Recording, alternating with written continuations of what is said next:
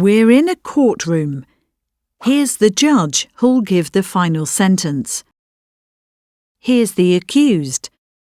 The court will try him, and the jury will give a verdict of guilty or innocent. If he's done nothing wrong, he has nothing to worry about. But if he's a criminal, he'll receive a sentence from the judge and go to prison.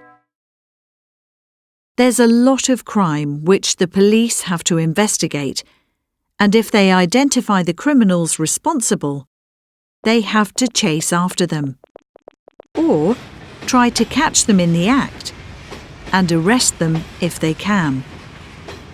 Then they have to accuse them and provide evidence against them. Some criminals deny the charge, but if there are witnesses that give evidence against them, they end up in this courtroom in front of the judge, where the lawyers question them about their crimes. Look, here's Ben. He's a well-known thief, and the lawyer is asking him about his latest robbery. It doesn't look good for Ben. I think the jury will find him guilty and the judge will sentence him to prison.